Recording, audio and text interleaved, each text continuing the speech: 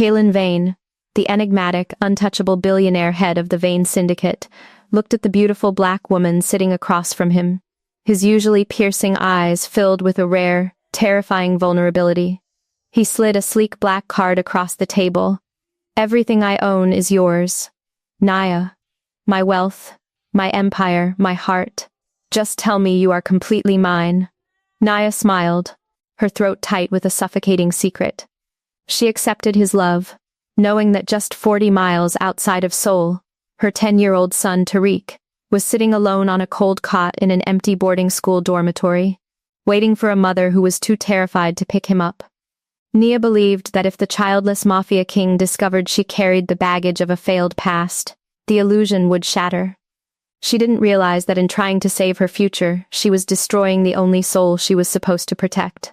Welcome back to Annie's Empire of Love, the place where high-stakes power bows to the raw truth of the heart. Today we are stepping into a story that will challenge everything you think you know about sacrifice. It's a journey about a mother paralyzed by fear, a little boy left in the shadows, and a mafia king who will show them both what it truly means to be protected. Before we dive into this emotional roller coaster, make sure you are subscribed to the channel and leave a thumbs up on this video. Let me know in the comments your thoughts as the story unfolds now. Settle in, dim your lights, and let's find out what happens when the secrets we keep to protect our future threaten to destroy our blood. Let's begin. The neon skyline of Seoul blurred into streaks of electric blue and magenta through the floor-to-ceiling glass of the Lumina Lounge, the city's most exclusive underground jazz and classical fusion enclave. On stage, Nia was absolute perfection. Wrapped in a stunning, custom-tailored emerald silk gown that clung to her curves, her rich dark skin gleaming under the amber spotlights, she looked entirely untouchable. Her long, sculpted box braids cascaded down her back like a regal cape.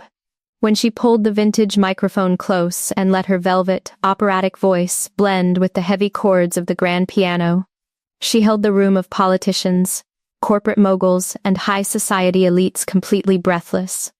To the world, Nia was the ultimate diva, a rising star whose independence and sophisticated allure made her the most sought-after performer in South Korea. Sitting in the premier velvet booth, shrouded in the ambient shadows of the lounge, was Kalen Vane. As the head of the Vane Syndicate, Kalen was a man accustomed to absolute compliance and cold calculations. He possessed razor-sharp features, an imposing athletic frame, and dark, piercing eyes that usually made powerful men tremble in their tailored suits. Yet, as he watched Nia perform, the icy exterior of the city's most feared billionaire melted. He was completely intoxicated by her grace, her fierce independence, and the seamless illusion of a woman who belonged entirely to herself and her art. But behind the velvet curtains and the roaring applause, Nia's glamorous life was a beautifully constructed lie. The moment her set ended, the dazzling smile faded from her face, replaced by a mask of sheer exhaustion and hypervigilance. Her grueling schedule consumed 20 hours of her day. She was trapped in a relentless cycle of studio sessions, media appearances, and high-end networking events.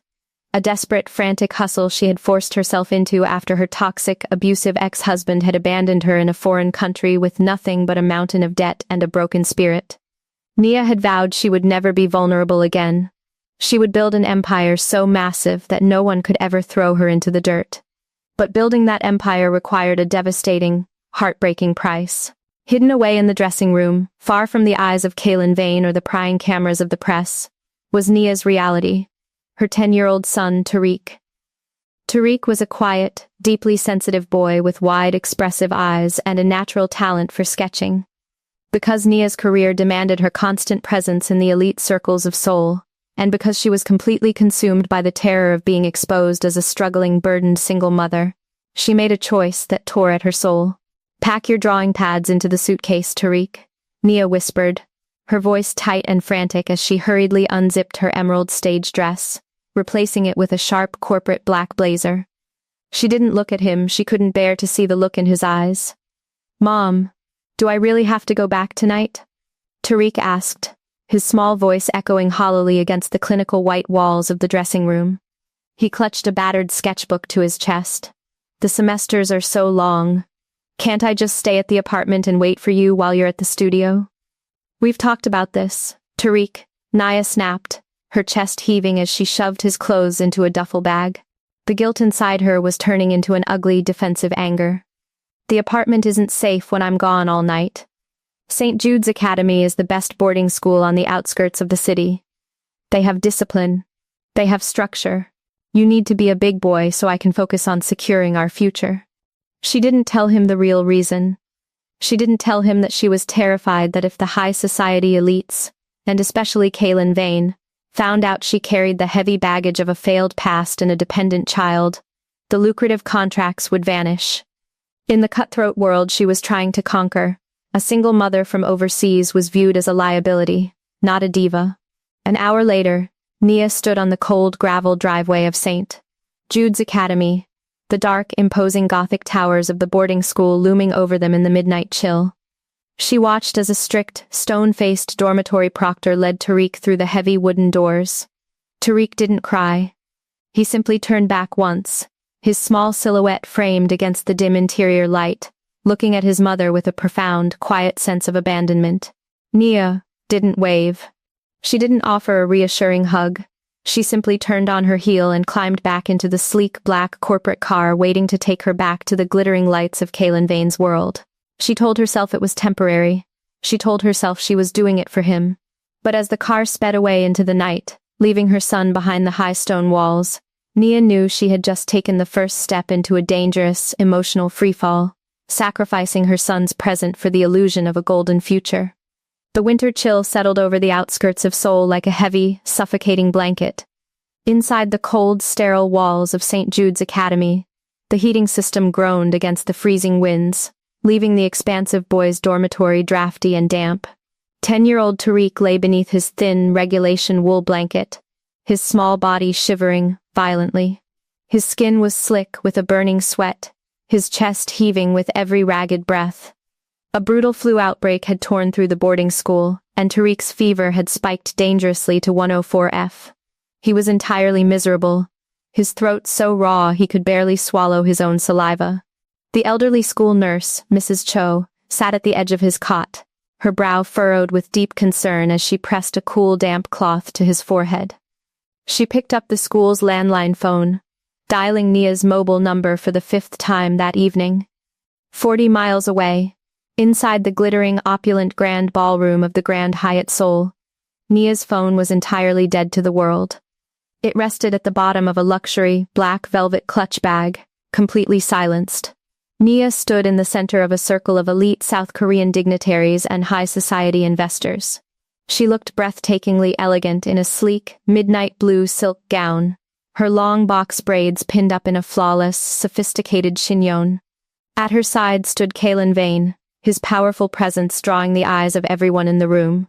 He wore a custom-tailored tuxedo that accentuated his broad shoulders and sharp features. His dark eyes, usually cold and unreadable to his associates, looked down at Nia with a rare, fiercely protective warmth. He introduced her as the brightest new jewel in Seoul's cultural crown. Nia smiled radiantly, laughing charmingly at a politician's joke, playing the part of the unburdened, glamorous diva to absolute perfection. But beneath the emerald earrings and the champagne, her stomach was tied in knots. She knew she hadn't checked her phone in 6 hours. She knew Tariq was out there in the cold, but the paralyzing fear of looking distracted, of letting Kaylin see a single crack in her independent facade, kept her hands tightly clasped around her champagne flute.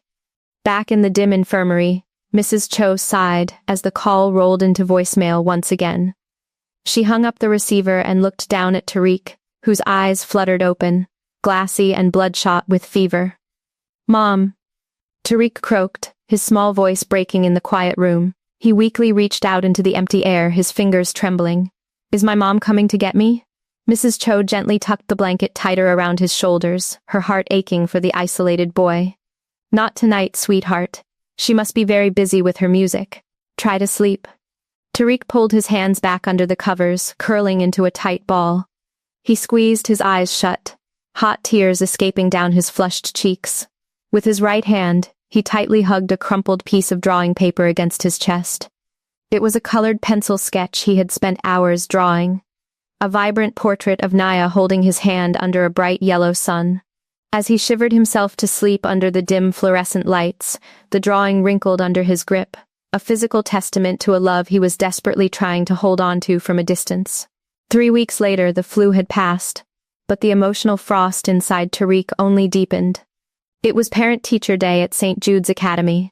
The grand, manicured courtyard of the boarding school was filled with life, laughter, and the joyous sounds of families reuniting. Mothers in elegant coats embraced their sons, fathers ruffled their hair, and families sat together on benches, sharing home-cooked meals brought from the city.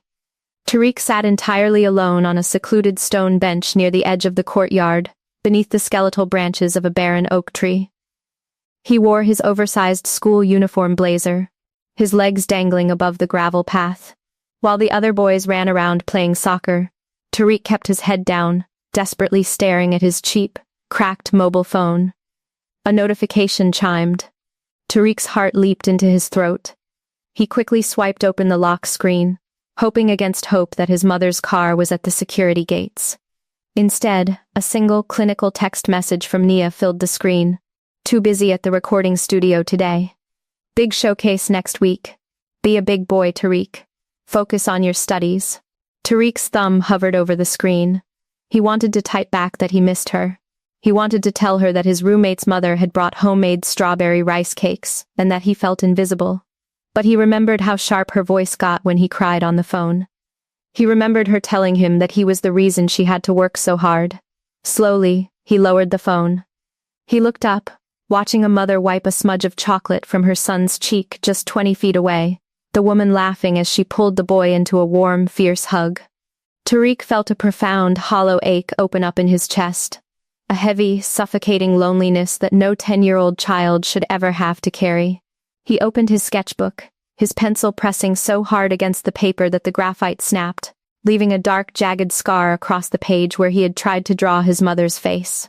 Nia was trading her son's childhood for a place in Kaylin Vane's world, entirely blind to the fact that the foundation of her new life was built on the silent heartbreak of her own blood. The spring thaw brought no warmth to Nia's conscience. If anything, the rising temperatures in Seoul only heightened the suffocating pressure of the double life she had constructed. As her music career skyrocketed under the quiet, immense backing of the Vane Syndicate, her relationship with Kaylin grew from a high society fascination into something deeply intimate, heavy, and real. They sat together in the private dining room of a Michelin-starred restaurant tucked away in the hills of Samcheong-dong. The room was illuminated by the soft amber glow of traditional silk lanterns, casting long shadows across the pristine minimalist decor. Kaylin had discarded his heavy corporate overcoat, wearing only a perfectly tailored black silk dress shirt that contoured his powerful athletic frame. The sharp, intimidating lines of his jawline softened as he looked across the mahogany table at Nia. Nia was spectacular. She wore a striking, off-the-shoulder crimson gown that contrasted beautifully with her rich, dark skin. Her box braids were styled in a high, elegant updo, woven through with delicate silver threads that caught the lantern light. To anyone looking in, she was a queen ready to claim her throne. Kaylin reached across the table, his long, capable fingers sliding over hers. The touch was warm, grounding, and entirely possessive. His dark, piercing eyes locked onto hers with a vulnerability that sent a wave of panic straight through her chest. "I spoke with the syndicate's legal counsel this morning, Nia," Kaylin said, his deep, resonant baritone voice vibrating in the quiet room. "I'm restructuring my personal estate. I want your name added to the primary deeds of the Han River properties. It's time we discuss a permanent future. Marriage, Nia. Bringing you entirely into my world." Nia's breath caught in her throat. Her heart hammered against her ribs like a trapped bird. It was everything a woman could ever dream of. The absolute devotion of a billionaire king who ruled Seoul's elite boardrooms. But instead of joy, a cold, paralyzing terror gripped her soul. Kaylin's family was a deeply traditional high society dynasty. They valued legacy, lineage, and a flawless public image above all else. Nia's toxic ex-husband had drilled a devastating lie into her head for years, that a woman with a child from a broken home was damaged goods, a liability that no powerful man would ever willingly accept. She looked at Kaylin's sharp, handsome features and mistakenly believed that if this childless mafia king discovered she was hiding a 10-year-old boy in a boarding school, the illusion of the perfect, unburdened diva would shatter into pieces. He would look at her with pity, or worse, disgust. "Kaylin, it's beautiful." Naya stammered, forcing a practiced dazzling smile to her lips, though her fingers turned ice-cold beneath his palm. "But my music, the international tour we are planning, it takes so much of my time. Let's not rush into formatting a dynasty just yet." Kaylin's eyes narrowed slightly, a faint flash of disappointment crossing his face before his expression smoothed back into his default mask of absolute patience. "I am a patient man, Nia, but do not mistake my patience for hesitation.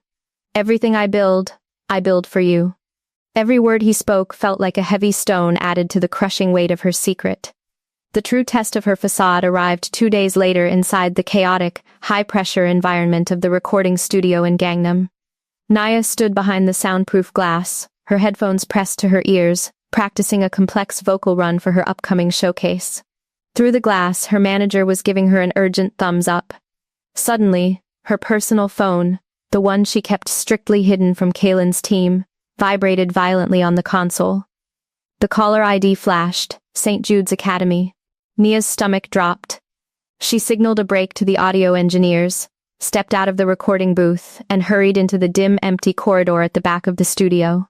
Her hands shook as she pressed the phone to her ear. "Nia Vane," she whispered fiercely into the receiver. "Mom?" It wasn't the school administration. It was Tariq. His small voice was entirely raw, cracking with a heavy, breathless sob that instantly triggered a wave of maternal guilt in Nia's chest. "Tariq, why are you calling me on this line? I told you only to call during the designated dormitory hours," Nia hissed, her eyes darting toward the glass doors of the studio, terrified that Kaylin's security detail might overhear her. "Mom, please, I'm sorry," Tariq cried, his small shoulders visibly shaking through the audio. "But the school is closing for the 3-day spring recess this weekend. All the other boys are packing their bags. Their parents are already waiting in the parking lot. Mom, please come pick me up. I don't want to stay here alone. I promise I'll be quiet at the apartment. I won't touch your music papers. I just want to come home." The raw desperation in her son's voice tore at Naya's soul, but panic was a much stronger monster than guilt. This weekend was the exact weekend Kaylin had scheduled a high-profile dinner with his senior syndicate board members, a dinner where Naya's presence as his partner was non-negotiable. If she showed up with a 10-year-old boy, or if she tried to cancel to drive 40 miles into the outskirts to pick up a child, the truth would explode. "Listen to me, Tariq," Naya snapped, her voice turning sharp, cold, and ugly as she took her internal panic out on her own child. "You cannot come home this weekend. I am in the middle of recording the most important album of my life. I am doing this to give us a future. Why must you always be so selfish? Why can't you just be a big boy and cooperate?" There was a sudden, devastating silence on the other end of the line. Tariq's sharp, ragged breathing caught. He didn't argue. He didn't yell. "I'm sorry, Mom," Tariq whispered, his voice sounding entirely hollow, dead, and defeated. "I won't call again." The line went dead. Naya slowly lowered the phone, her breath catching as a cold sweat broke out across her forehead. She looked at her reflection in the dark glass of the studio door. She looked beautiful, expensive, and entirely successful. But as she gripped the phone until her knuckles turned white, she realized she was becoming a monster. She was actively fracturing her own son's spirit, just to maintain a seat at a billionaire's table. She had successfully pushed the threat of the truth away for another weekend, completely blind to the fact that the cost of her security was the total abandonment of her child's heart. The golden light of late spring should have brought a sense of renewal, but inside the heavy oak-paneled corridors of St. Jude's Academy, it only signaled a devastating finality. The spring semester had officially come to an end. All morning, the boarding school had been a chaotic symphony of slamming trunk lids, scraping suitcases, and the ecstatic, high-pitched laughter of children escaping for the long break. By 3 o'clock in the afternoon, the chaos had dissolved into a haunting, echoing silence. The sprawling parking lot, once packed with luxury sedans and family SUVs, was entirely empty. The grand stone facade of the academy loomed against the graying sky like a deserted fortress. Sitting on a single scratched leather suitcase in the middle of the cavernous empty reception lobby was Tariq. He wore his formal school uniform, a dark navy blazer that was slightly too large for his slender shoulders, a pressed white shirt, and a neatly knotted tie. His small hands were clamped tightly around the handles of his battered sketchbook. His wide, expressive dark eyes were fixed unblinkingly on the grand glass double doors of the entrance, watching the long shadows of the trees stretch across the gravel driveway. Nia was supposed to pick him up at noon. He had been sitting on that suitcase for 3 hours. 40 miles away, inside the pristine white marble master suite of her luxury Gangnam apartment, Nia was spinning in a completely different world. She stood in front of a trifold gilded mirror, her breath shallow and panicked as 2 high-end stylists adjusted the hem of a breathtaking champagne-colored silk slip dress. Her long box braids were intricately woven with microscopic pearls, cascading over her rich, dark skin like a royal mantle. Her personal phone, hidden inside a dresser drawer, had been vibrating continuously for the last 2 hours. The screen repeatedly lit up with the words, St. Jude's Administration. Nia knew exactly what those calls meant. She knew the dormitories were closing. She knew Tariq was standing on that stone porch waiting for her. But just an hour ago, Kaylin Vane had completely rewritten her day.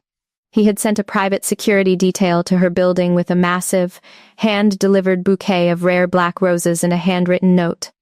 Kaylin had arranged an impromptu, highly exclusive weekend getaway to a private resort on Jeju Island. The trip wasn't just a romantic vacation. Kaylin was introducing her to the elder council of the Vane Syndicate, the traditional, terrifyingly powerful old money elites who held the keys to his empire. It was the ultimate test of her position at his side. If she excelled this weekend, her place as the future matriarch of his world would be solidified. If she cancelled, if she told Kaylin she had to drive 40 miles in the opposite direction to pick up a 10-year-old child she had hidden from him for months, the entire glass castle of her new life would shatter into dust. The paralyzing terror of losing Kaylin's love, of being cast back into the poverty and shame her toxic ex-husband had left her in, completely strangled her maternal instinct. "Ma'am, the chairman's private car has just arrived downstairs," her lead stylist murmured, stepping back to admire the flawless, untouchable illusion of the unburdened diva. Nia looked at her reflection. She looked like a goddess ready to rule an empire. But as she walked past the vibrating dresser drawer, her hand hovered over the handle for a fraction of a second. Her throat tightened with a suffocating, sickening guilt. "He's a big boy," she whispered to herself, the lie tasting like ash in her mouth. "The school won't leave him on the street. I'll call them from the plane. I'll make an excuse. Just one weekend. I just need to survive this one weekend." She left the phone in the drawer, turned on her heel, and walked out into the glittering world of the Vane Syndicate. Back at St. Jude's Academy, the hands on the grand-grandfather clock in the lobby chimed 6 times. The ambient sunlight had faded completely, leaving the room in a dim, blue twilight. The facility staff had already begun turning off the central air conditioning and shutting down the overhead lights. The long, stretching hallways leading to the dormitories were pitched into total darkness. Tariq didn't move from his suitcase. His legs were numb, dangling above the cold marble floor. He clutched his sketchbook so tightly against his chest that the cardboard backing began to bend. He didn't cry. He had passed the point of tears hours ago. Now there was only a hollow, freezing weight expanding in his chest. Every time a pair of headlights cut through the distant security gates, his heart would leap into his throat, his small body leaning forward with a desperate, agonizing hope. But the cars were always just the evening cleaning crew or the local security patrols. They never stopped for him. He pulled his small, cheap mobile phone from his blazer pocket. The battery icon was flashing a dangerous, critical red, only 2% remaining. He opened his message thread with his mother. The last text he had sent her was at 1 p.m. "Mom, I'm waiting in the lobby. The teachers are packing their cars. Are you close?" There was no response. The bubble remained unread. Tariq's thumb hovered over the keyboard, his fingers shaking from the drop in temperature inside the building. He wanted to type that he was scared. He wanted to tell her that the lights were being turned off and the building smelled weird when it was empty. But before his trembling finger could hit the screen, the display flickered. A black circle appeared in the center, and the phone died completely. The darkness in the room seemed to double. Tariq slowly lowered the dead phone into his lap.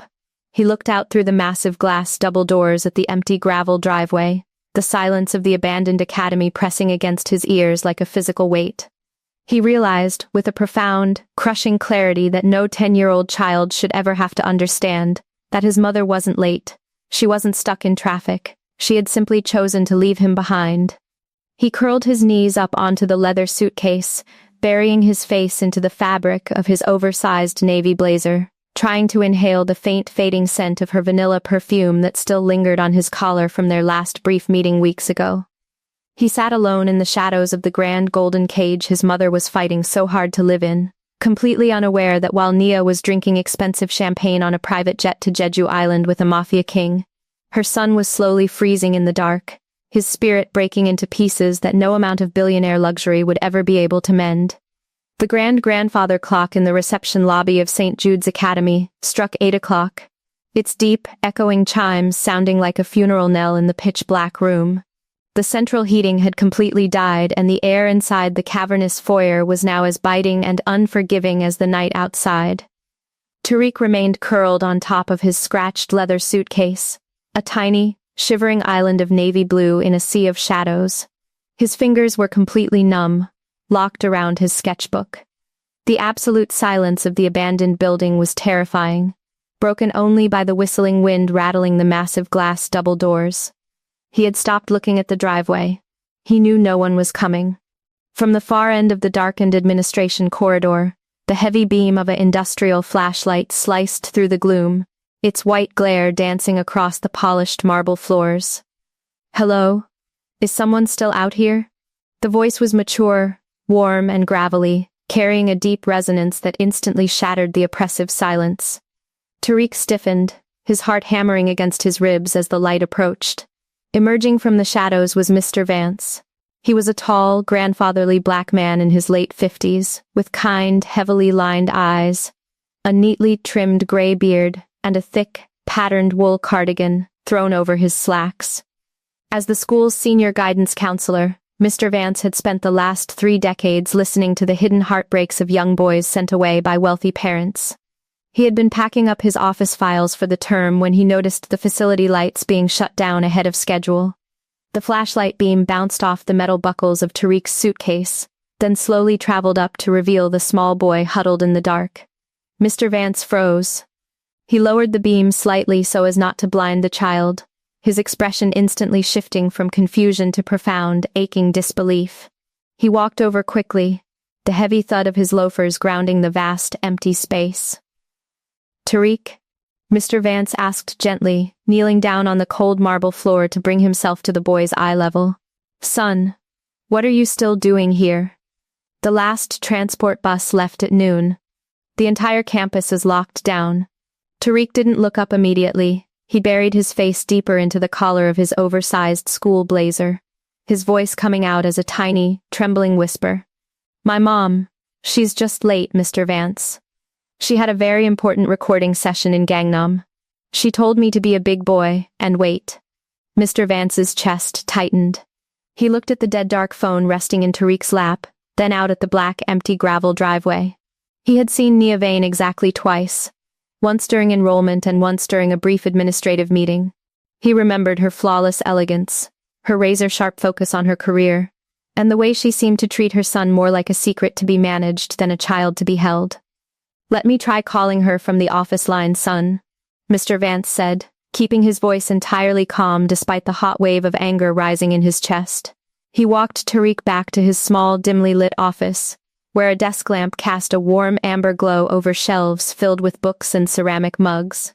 He handed Tariq a box of tissues and a half-eaten pack of sweet graham crackers before lifting the receiver of the landline. Mr. Vance dialed Nia's personal number. "The subscriber you are trying to reach is currently unavailable or outside the network coverage area. Please try again later." He tried her manager's line. Voicemail. He tried the recording studio's front desk. A pre-recorded message stated they were closed for the spring holiday weekend. Nia had completely vanished into the glittering high society machine of Seoul, leaving no trace, no emergency contact, and no way back to her child. Mr. Vance slowly hung up the phone. The school's legal protocol was clear. If a child was abandoned past lockup, the administration was required to contact the local child welfare authorities and the district police. But Mr. Vance looked at Tariq, looked at the boy's trembling hands, his hyperventilating chest and the sheer exhausting terror in his eyes, and he knew what a police escort to a cold state holding facility would do to a 10-year-old boy's soul. It would break him permanently. The building is closing officially in 10 minutes, Tariq, Mr. Vance said, his voice dropping into a fiercely protective, grandfatherly tone as he signed his name on the school's emergency release log, officially taking personal liability for the student. And it's far too cold for an artist to be sitting in the dark. Come on. You're coming home with me. Tariq looked up, his wide eyes blinking back fresh tears. He didn't protest. He silently picked up his heavy leather suitcase and followed the older man out into the crisp night air, leaving the locked dark Gothic towers of the academy behind. Meanwhile, 300 miles away, the reality was sickeningly different.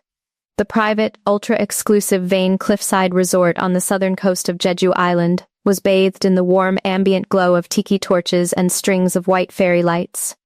The sound of the ocean waves crashing against the jagged rocks below blended seamlessly, with the smooth, live cello music drifting from the open-air pavilion. Nia stood at the edge of a massive infinity pool that seemed to merge directly into the dark sea. She looked like an absolute goddess. Her champagne-colored silk slip dress caught the moonlight with every movement, the pearls in her box braids catching the silver reflections. She held a crystal flute of vintage Dom Prignon, laughing softly and charmingly as she conversed with two elderly, powerful council members of the Vane Syndicate. She was performing the role of her life, executing the flawless illusion of the unburdened, elite diva. A heavy, warm hand settled onto the small of her back. The touch was possessive, powerful, and entirely grounding. Kalen Vane stepped up beside her, his custom-tailored linen shirt unbuttoned at the collar, exposing the sharp, masculine lines of his throat. His dark, piercing eyes scanned the elderly council members, who offered nods of deep respect. Kalen had spent the entire evening watching Nia command the room. Her independence, her sophistication, and her effortless grace had completely won over his traditional old-money inner circle. "They adore you, Nia," Kalen murmured, his deep baritone voice vibrating against her ear as the council members excused themselves. He pulled her slightly closer, his gaze softening into an intense, obsessive warmth. "You handled them with the grace of a queen. This weekend, it changes everything for us. There are no more barriers between you and my empire." Nia smiled, leaning her head lightly against his broad shoulder. "I did it for you, Kalen," she whispered. But as she spoke the words, a sudden, violent wave of nausea rushed through her stomach, so intense she had to set her champagne flute down on a nearby marble ledge. The alcohol tasted like battery acid. The glittering lights of the resort suddenly felt like a blinding, suffocating spotlight. Behind her eyes, the image of her champagne dress was instantly replaced by the mental image of a dark, cold lobby 40 miles away. She knew the time. She knew it was past midnight. She knew her phone was sitting dead in a drawer in Gangnam, entirely unreachable. While she was being toasted as the future matriarch of a multi-billion-dollar mafia empire, her 10-year-old son was somewhere out in the world, abandoned by her own choice.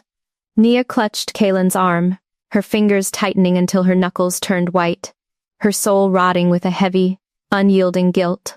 She had successfully bought her ticket into the golden cage, completely blind to the fact that the price of her crown was the total destruction of her own child's trust.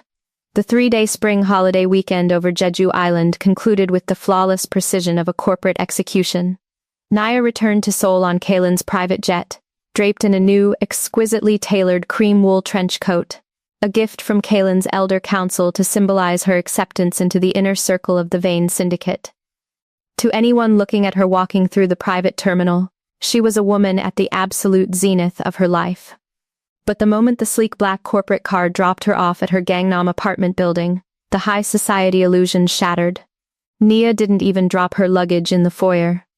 Driven by a sudden, frantic, and suffocating tidal wave of maternal panic, she climbed right into a local taxi, shouting the address of St. Jude's Academy to the bewildered driver.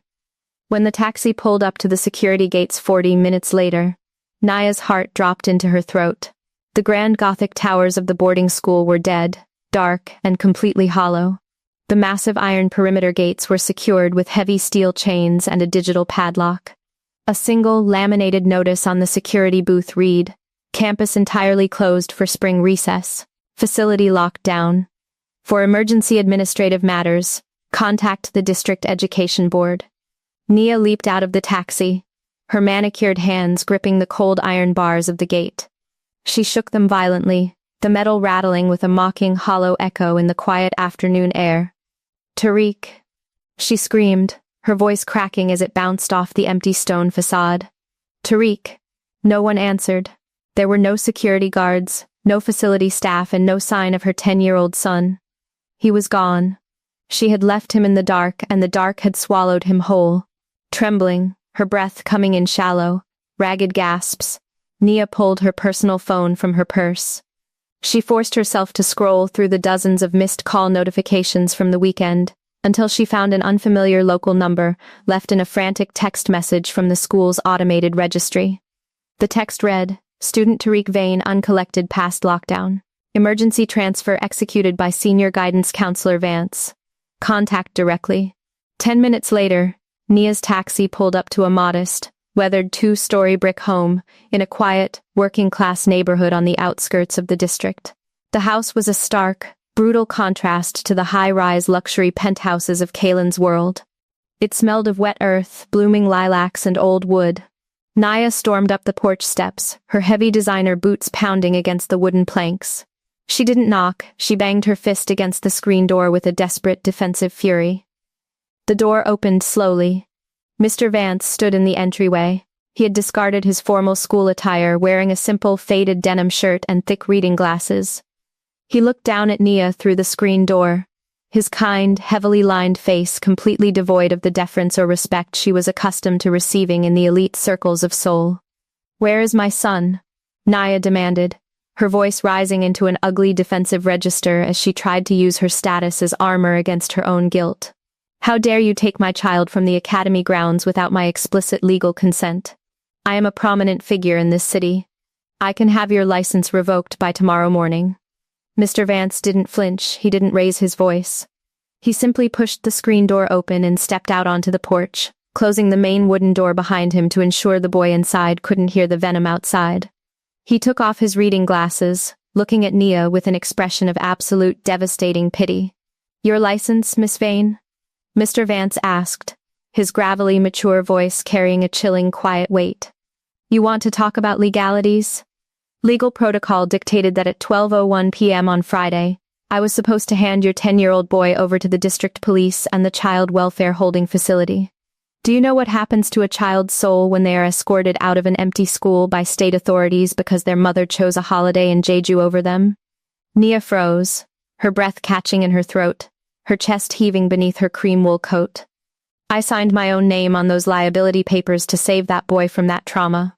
Mr. Vance continued, stepping closer, his tall grandfatherly frame towering over her. He reached into his denim shirt pocket and pulled out Tariq's battered sketchbook, holding it out to her like a piece of incriminating evidence. "He sat on a suitcase in a dark, freezing lobby for 6 hours, Miss Vane.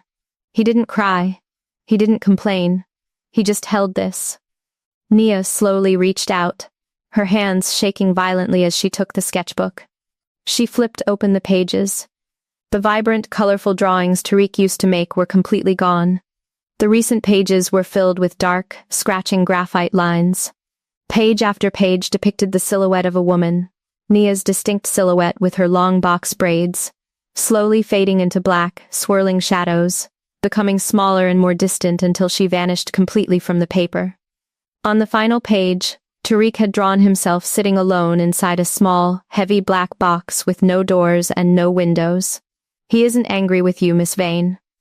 That's the tragedy of it," Mr. Vance whispered, his voice cracking with a deep, echoing sorrow that cut straight through her defenses. "He thinks he is the problem. He thinks he is a burden that is keeping you from being happy. You are trading your son's soul for a billionaire's comfort. He doesn't have a mother anymore. He has a ghost. The words hit Nia like a physical blow to the sternum. The defensive, hyper-vigilant wall she had built around her heart for years. The wall that told her she was doing this for survival, that she was doing it for his future, crumbled into absolute dust. She dropped the sketchbook onto the porch floor, her knees buckling beneath her as she fell to her joints, her face burying into her manicured hands. A ragged, broken sob tore from her throat, a sound of pure, unadulterated maternal despair. The illusion of the elite diva was completely dead. On the porch of a stranger's house, Nia finally faced the sickening truth. In her frantic, desperate race to secure a golden cage with a mafia king, she had willingly become the monster who abandoned her own blood. The high-rise apartment in Gangnam felt like a mausoleum. Though filled with white leather furniture, minimalist Italian decor, and sweeping views of the Han River, it possessed no warmth. For the 3 days following her breakdown on Mr. Vance's porch, Nia had kept Tariq locked inside this sterile sanctuary, trying desperately to reverse months of abandonment in a matter of hours. But the damage was absolute. Tariq was entirely withdrawn. The 10-year-old boy sat on the edge of the guest bed, wearing a simple gray sweatshirt, his shoulders hunched, and his head bowed. He didn't track the movements of the clouds outside the window. He didn't even open his new, expensive sketching pads. When Nia brought him plates of his favorite homemade meals, he simply stared at the food, taking small, mechanical bites before setting the fork down. His wide, dark eyes were completely vacant, subdued, hollow, and dead to the world. He treated her not like a mother, but like a polite stranger he was terrified of displeasing. Nia stood in the hallway, clutching a hand-carved model car kit she had bought him, her throat tight with a suffocating, unbearable agony. She realized that keeping him hidden hadn't saved her future. It had broken his spirit. She could no longer live with the crushing weight of her choices. She could no longer look at her son's hollow face and then step into the glamorous, golden world of the Vane Syndicate. It was time to pay the price. An hour later, Nia stood outside the massive, heavy cedar gates of Kaylin Vane's private estate in Seongbuk-dong. The evening air was crisp, carrying the faint scent of rain and pine. She had discarded her high society gowns, her designer coats, and her dazzling makeup. She wore a simple, unadorned black knit dress, her long box braids hanging loose and heavy over her shoulders. She looked raw, stripped bare, and entirely vulnerable.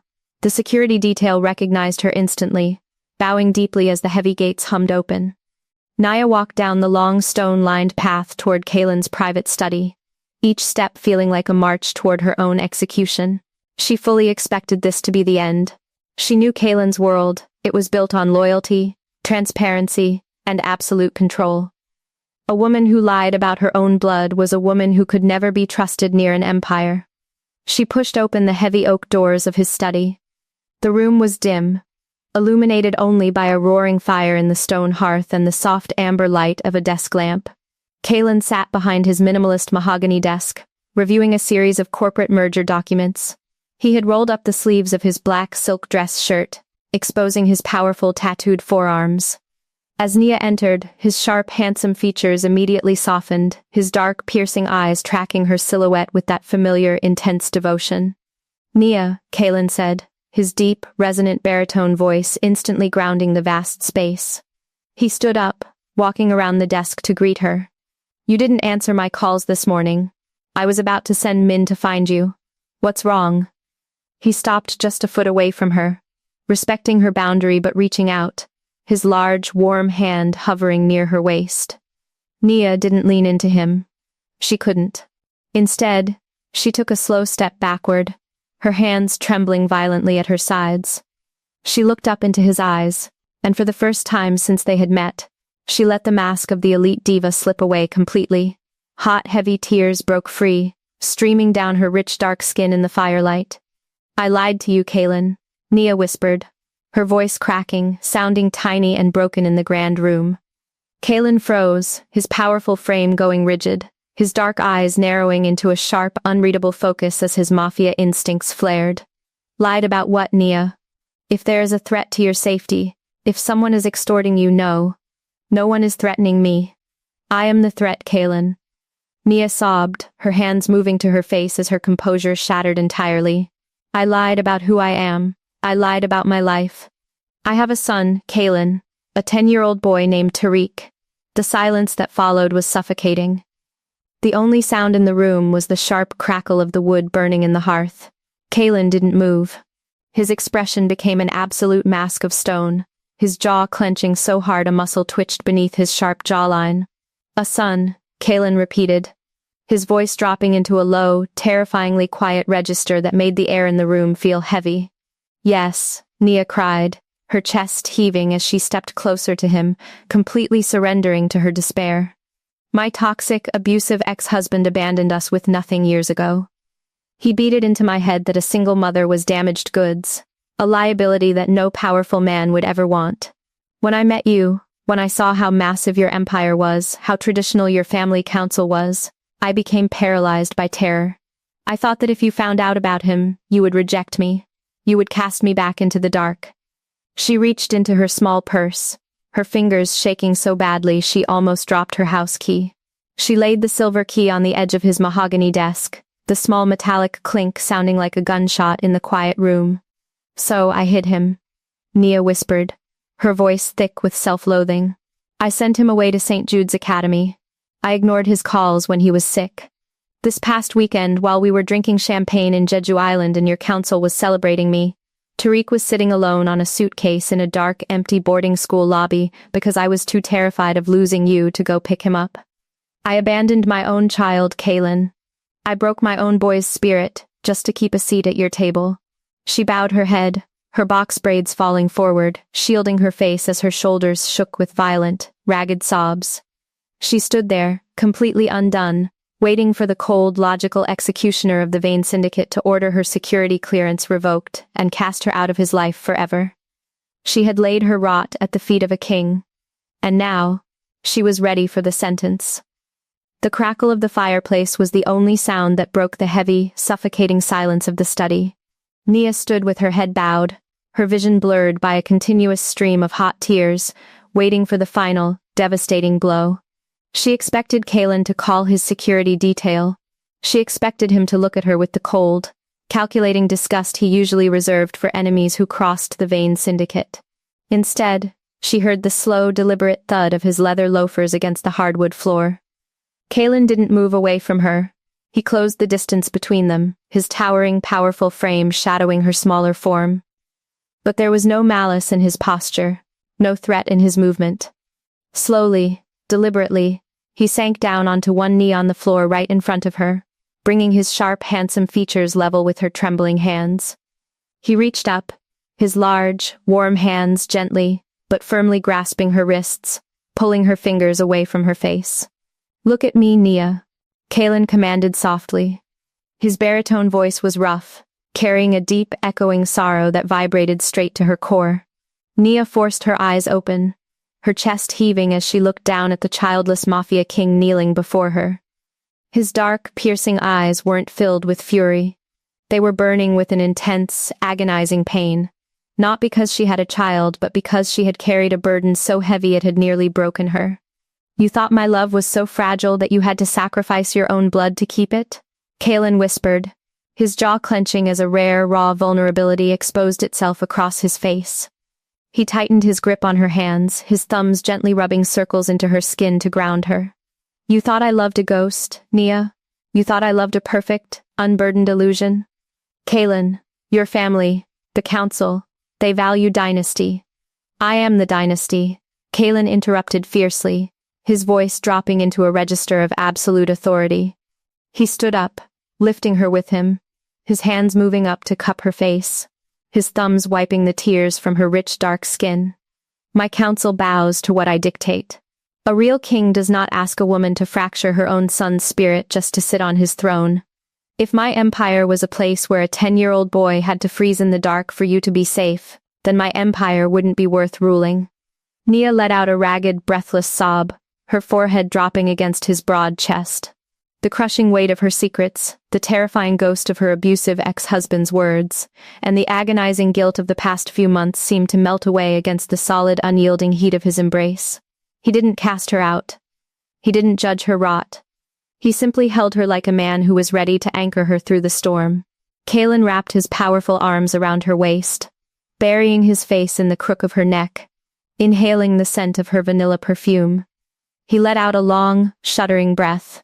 "You were fighting a war by yourself for 10 years, Nia," Kalen murmured against her skin, his hands soothingly stroking her long box braids. "Your ex-husband was a coward who taught you how to hide. But that war is over now. You don't have to navigate the shadows alone." He pulled back slightly, his dark eyes locking onto hers with an absolute, terrifyingly protective devotion. He reached over to his mahogany desk, picked up the silver house key she had discarded, and pressed it back into her palm, folding her fingers over it. "We are going to fix this, Nia. Together," Kalen stated, his expression shifting back into the cold, strategic focus of the leader of the Vane Syndicate.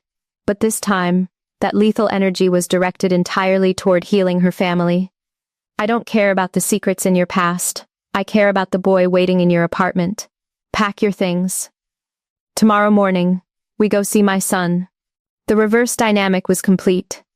Nia had entered the estate expecting a total, devastating rejection, but she left with the realization that Kalen's love wasn't a golden cage designed to trap her. It was a massive, unyielding shield designed to protect everything she belonged to, and for the first time in 10 years, the single mother allowed herself to believe that she didn't have to be the only soldier in the room. The luxury Gangnam apartment was completely silent when the front door chimed, its lock clicking open with a muted electronic beep. Nia stepped into the foyer first, her heart hammering against her ribs, her hands clasped tightly together. Behind her came Kalen Vane. He had shed his corporate armor. No tailored suit jacket, no silk tie, no entourage of dark-suited sentries. He wore a simple, premium black knit long-sleeve shirt, with the sleeves pushed up to his forearms, exposing the dark, intricate traditional ink trailing down to his wrists. Yet even in casual attire, his sheer physical size and razor-sharp features filled the room, radiating a commanding, unyielding gravity. "He's in the guest room," Nia whispered, her voice trembling. "Kalen, please, be gentle. He doesn't handle loud noises or sudden movements well." Kalen didn't answer with words. He simply offered a slow, reassuring nod, his dark eyes softening as he looked down at her. He placed a large, grounding hand on her shoulder for a brief second before stepping past the kitchen and toward the closed door at the end of the hall. He didn't knock with authority. He tapped the wood with a light, rhythmic precision. When there was no response, he slowly pushed the door open and stepped inside. 10-year-old Tariq sat in the exact same position he had occupied for days, hunched on the edge of the mattress, his small hands curled into his lap, his head bowed. On the floor in front of him lay the expensive, hand-carved model car kit Nia had bought him. The pieces were scattered across the hardwood floor, completely untouched, a visual testament to a child who felt too paralyzed by guilt to play. Tariq didn't look up immediately, but his small frame went visibly rigid at the shadow of an unfamiliar, towering man entering his space. He squeezed his eyes shut, his shoulders tensing as if bracing for a lecture. Kalen didn't speak. He didn't introduce himself as a billionaire or demand the boy's attention. Instead, the terrifying head of the Vane Syndicate did something that made Nia's breath catch in her throat from the doorway. He slowly sank all the way down to the floor. Kalen crossed his long legs, bringing his massive, powerful frame directly onto the hardwood planks, right in front of Tariq's knees. He leveled himself completely with the 10-year-old boy. His eyes dropped to the scattered pieces of the model car, a vintage 1960s steel convertible. With agonizing slowness and absolute patience, Kalen reached out, his large, scarred fingers picking up the heavy chassis of the model and a small plastic wheel. He didn't force a conversation, he simply began examining the instructions printed on the cardboard box lid, his movements deliberate and entirely telegraphed. "The alignment on the front axle is always the hardest part," Kalen murmured, his deep, resonant baritone voice dropping into a quiet, soothing register that hummed softly in the silent room. "If you force the plastic pin too fast, it snaps. You have to slide it in at an angle." Tariq's eyelashes fluttered. Slowly, cautiously, his head lifted. He looked at Kalen through wide, defensive, and deeply subdued dark eyes. He scanned the sharp angles of Kalen's jawline, the dark tattoos on his arms, and the overwhelming strength radiating from him. Tariq had only ever known powerful men to be loud, aggressive, and volatile like his biological father, who used his strength to terrorize their household. But this man was completely different. His posture was open, his breathing steady, and his large hands handled the delicate plastic pieces with an almost reverent gentleness. "Are you one of my mom's music bosses?" Tariq asked, his voice coming out as a tiny uncertain squeak. Kalen looked up, his piercing dark eyes locking onto Tariq's with an absolute unyielding truth. "No, Tariq. I don't boss your mother around. No one does. I'm Kalen. I'm the man who is going to make sure you and your mom never have to look over your shoulders again." Kalen held out a small chrome exhaust pipe piece toward the boy, keeping his hand perfectly steady, waiting. Tariq stared at the piece for a long, agonizing moment. Then, with a hesitant, trembling hand, he reached out. His small fingers brushed against Kalen's warm, calloused palm as he took the plastic part. He didn't pull away in fear. He felt the grounding, solid warmth of a man who wasn't there to take anything from him, but to offer a shield. "It goes, on the bottom left side, right?" Tariq whispered, a tiny microscopic spark of interest flickering in his vacant eyes. "Exactly," Kalen smiled, a rare, genuine expression that completely erased the lethal edge from his features. "Show me how it fits." For the next 2 hours, the Mafia King and the subdued single mom's son sat on the floor of the guest bedroom in total, focused harmony. Kalen didn't lecture the boy about being strong, nor did he offer empty, generic platitudes about family. He simply offered his presence, his silence, and his time. He validated the boy's space by letting Tariq dictate the pace of the construction, stepping in only when the heavy metal parts required the raw strength of his large hands. Naya leaned against the doorframe in the shadows of the hallway, her hands clamped over her mouth as silent, streaming tears of pure emotional relief soaked her skin. She watched the terrifying Iron Boss patiently teach her son how to assemble a toy, speaking to him with the profound, protective devotion of a father who had been searching for his son his entire life. She realized then that true power wasn't about building walls to keep the world out. It was about using your empire to create a safe space where the people you loved could finally learn how to breathe. Kalen Vane hadn't just stepped into her apartment. He had stepped into their broken world and anchored their souls to the earth. 1 year later, the cold, suffocating gray mists that once defined Naya's existence had vanished entirely, replaced by the brilliant golden afternoon light pouring through the soaring glass skylights of the Vane Contemporary Art Gallery in the heart of Gangnam. The atmosphere was alive with the soft murmur of high society chatter, the clinking of champagne flutes, and the gentle melodic strains of a live harp playing in the background. The central exhibition hall was crowded with Seoul's cultural elite, art critics, and senior board members of the Vane Syndicate, all gathered for an exclusive event, the city's premier youth art showcase. Standing near the front entrance, Nia looked absolutely radiant, her transformation complete. The fragile, hyper-vigilant look she had worn like armor for a decade had dissolved, replaced by a deep, serene, and unshakable peace. She wore a stunning, structural off-the-shoulder gown of rich crimson silk that beautifully complemented her dark skin. Her long box braids were styled into a breathtaking, intricate crown woven with golden threads. She was no longer a diva hiding behind a performance. She was a woman completely grounded in her own skin. She wasn't looking at the elite crowd, however. Her eyes were fixed on the center of the gallery floor. There stood Tariq, now 11 years old. He looked entirely different from the subdued, trembling boy who had once huddled in a dark boarding school lobby. His shoulders were squared, his posture confident, and his face was bright with a brilliant, easy smile as he explained his brushstroke techniques to a prominent art critic. His fingers, once tightly clamped in anxiety, now moved with expressive freedom. Standing right beside him, a large, proud hand resting firmly on the boy's shoulder, was Kalen Vane.